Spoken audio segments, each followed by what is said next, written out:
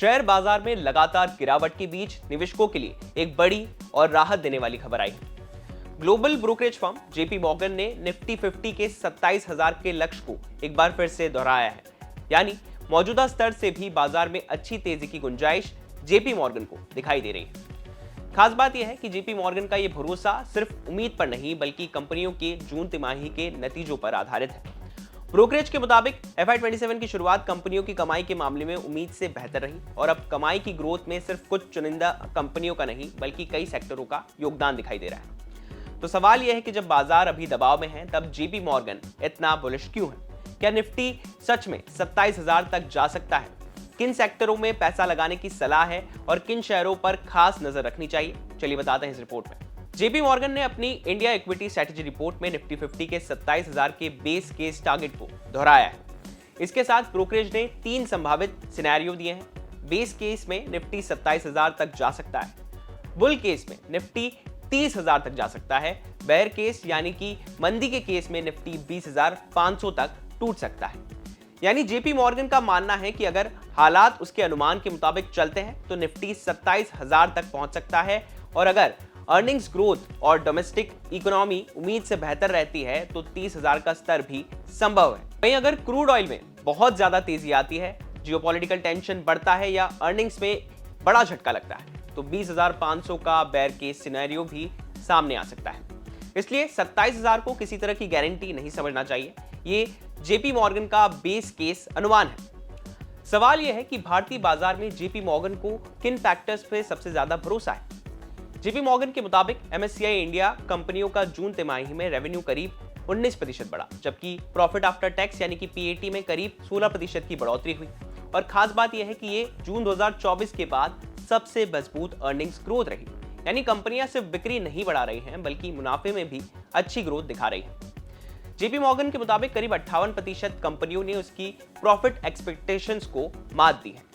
यह आंकड़ा इसलिए महत्वपूर्ण है क्योंकि अगर केवल 2-4 बड़ी कंपनियां अच्छे नतीजे देती तो इसे ब्रॉड बेस्ड रिकवरी नहीं कहा जाता, लेकिन जब अलग अलग सेक्टरों की कंपनियां अनुमान से बेहतर प्रदर्शन करती है तो बाजार को लगता है कि अर्निंग साइकिल मजबूत हो रही है। यही जेपी मॉर्गन की बुलिश सोच की सबसे बड़ी वजह है।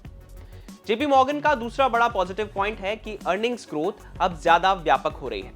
इसमें खास तौर पर फाइनेंशियल्स, इंडस्ट्रियल्स और कंज्यूमर डिस्क्रिशनरी का योगदान महत्वपूर्ण रहा। मतलब बैंकिंग और वित्तीय कंपनियां, इंफ्रास्ट्रक्चर और इंडस्ट्रियल कंपनियां और डिस्क्रिशनरी कंजम्पशन से जुड़ी कंपनियां अर्निंग्स को बेहतर कर रही हैं। दूसरी तरफ एनर्जी सेक्टर का प्रदर्शन कमजोर रहा। यानी बाजार की अर्निंग स्टोरी अब सिर्फ IT या एनर्जी जैसी कुछ बड़ी कैटेगरीज पर निर्भर नहीं है। ये जेपी मॉर्गन के लिए एक बड़ा पॉजिटिव सिग्नल है। जेपी मॉर्गन की बुलिशनेस का एक और बड़ा कारण है कि एनालिस्ट के अर्निंग्स एस्टिमेट्स में भी सुधार हुआ है। ब्रोकरेज के मुताबिक पिछले एक महीने में कारोबारी साल 2027 के लिए कंसेंसस अर्निंग्स एस्टिमेट्स में करीब 0.6% की बढ़ोतरी हुई है। ये रिवीजन कुछ बड़ी कंपनियों के एस्टिमेट्स बढ़ने की वजह से आया है।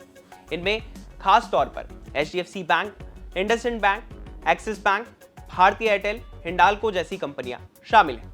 यहाँ पर एक महत्वपूर्ण बात समझनी चाहिए, शेयर बाजार में सिर्फ आज का प्रॉफिट नहीं देखा जाता, निवेशक ये भी देखते हैं कि अगले 1 या 2 साल में कंपनी की अर्निंग्स कितनी बढ़ सकती है।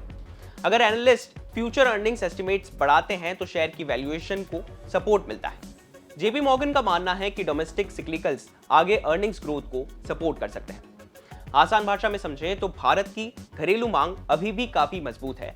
दुनिया में ट्रेड टेंशंस, जियोपॉलिटिकल अनसर्टेनिटी और ग्लोबल ग्रोथ को लेकर चिंता हो सकती है, लेकिन भारत की डोमेस्टिक इकोनॉमी इन झटकों को कुछ हद तक एब्जॉर्ब कर सकती है।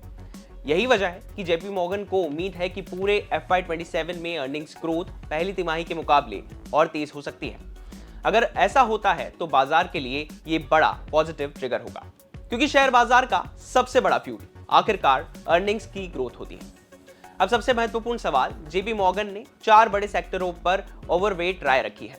पहले आता है फाइनेंशियल सेक्टर यानी कि बैंक और दूसरी फाइनेंशियल कंपनियां। जेपी मॉर्गन को यहां पर अर्निंग्स ग्रोथ मजबूत रहने की उम्मीद है। HDFC बैंक और एक्सिस बैंक जैसी बड़ी कंपनियों के अर्निंग्स एस्टिमेट्स में सुधार भी हुआ है, इसलिए बैंकिंग स्पेस जेपी मॉर्गन की पसंद में बना हुआ है। या निवेशकों की नजर HDFC बैंक, एक्सिस बैंक जैसे बड़े प्राइवेट बैंक्स पर हो सकती है। हालांकि बैंकिंग सेक्टर में स्टॉक सिलेक्शन बहुत जरूरी है। सिर्फ सेक्टर बुलिश होने का मतलब ये नहीं है कि हर बैंक का शेयर एक जैसा प्रदर्शन करेगा। दूसरा बड़ा पसंदीदा सेक्टर है इंडस्ट्रियल्स। ये सेक्टर भारत की इंफ्रास्ट्रक्चर और मैन्युफैक्चरिंग स्टोरी से सीधे जुड़ा है। सरकार का infrastructure spending, manufacturing expansion, electrification, defence modernization और प्राइवेट कैपेक्स जैसे फैक्टर्स इंडस्ट्रियल कंपनीज के लिए लंबे समय से बड़ा अवसर बन सकते हैं।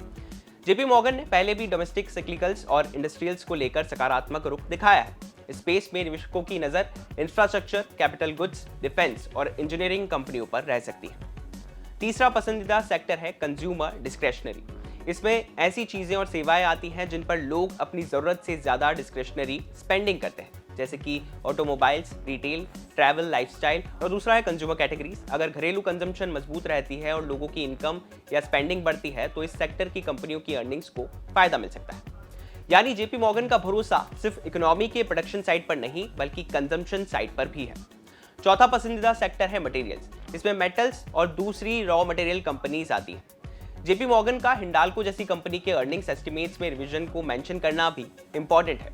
हालांकि मेटल्स में ग्लोबल प्राइसेस और चाइना की डिमांड जैसी चीजों का बड़ा असर होता है, इसलिए यहाँ पर वॉलेटिलिटी ज्यादा हो सकती है। जेपी मॉर्गन ने इंफॉर्मेशन टेक्नोलॉजी सेक्टर पर अंडरवेट रुख रखा है, यानी ब्रोकरेज का आईटी सेक्टर में बाकी पसंदीदा सेक्टर्स के मुकाबले कम आकर्षण दिखाई दे रहा है। इसके पीछे global technology spending, US economy, currency और एआई से जुड़े स्ट्रक्चरल रिस्क जैसे फैक्टर्स हैं। इसका मतलब ये नहीं है कि आईटी कंपनियां खराब हैं, लेकिन जेपी मॉर्गन के हिसाब से फिलहाल डोमेस्टिक सिक्लिकल्स में रिस्क रिवॉर्ड ज्यादा बेहतर दिखाई दे रहा है। इसलिए अगर कोई निवेशक जेपी मॉर्गन की स्ट्रेटेजी को फॉलो करना चाहता है तो उसे आईटी में बहुत ज्यादा एग्रेसिव होने के बजाय डाइवर्सिफाइड अप्रोच रखनी चाहिए। जेपी मॉर्गन की अर्निंग्स रिवीजन में जिन कंपनियों का नाम लिया गया है उनमें HDFC bank, IndusInd bank, Axis bank, Bharti Airtel और हिंडाल्को प्रमुख रूप से हैं। अब सिर्फ बुलिश कहानी सुनना ठीक नहीं होगा, क्योंकि जेपी मॉर्गन ने खुद कुछ महत्वपूर्ण रिस्क की तरफ इशारा भी किया है। सबसे बड़ा रिस्क है यूएस इंडिया ट्रेड डील। अगर ट्रेड नेगोशिएशंस में कोई बड़ा नेगेटिव डेवलपमेंट आता है तो एक्सपोर्ट ओरिएंटेड कंपनियों पर असर पड़ सकता है। दूसरा बड़ा फैक्टर है क्रूड ऑयल। आज की गिरावट में क्रूड का बड़ा रोल है। ब्रेंट क्रूड $91 के ऊपर पहुंच चुका है। भारत के लिए लंबे समय तक महंगा क्रूड इन्फ्लेशन और करंट अकाउंट दोनों के लिए परेशानी बन सकता है। तीसरा फैक्टर है रुपया। अगर क्रूड महंगा होता है और डॉलर मजबूत रहता है तो रुपए पर दबाव बढ़ सकता है। भारत की रूरल डिमांड और कई कंजम्पशन कैटेगरीज के लिए मानसून महत्वपूर्ण है। पांचवा फैक्टर है इंटरेस्ट रेट्स में बदलाव और आरबीआई का लिक्विडिटी और इन्फ्लेशन पर रोक। फाइनेंशियल्स और कंजम्पशन दोनों को प्रभावित कर सकता है और इसके अलावा आगे आने वाले मिड टर्म इलेक्शन से जुड़े पॉलिसी डेवलपमेंट्स भी बाजार के लिए महत्वपूर्ण रहेंगे। बाजार आज कमजोर है, लेकिन जेपी मॉर्गन की नजर आने वाले अर्निंग्स साइकिल पर है। निफ्टी अभी करीब 24,200 के आसपास है और बाजार पर क्रूड ऑयल और जियोपॉलिटिकल टेंशन का दबाव है, लेकिन जेपी मॉर्गन को कंपनियों की कमाई में मजबूती दिखाई दे रही है। बिजनेस से जुड़ी बाकी तमाम खबरों के लिए आप देखते रहिए विस्तार।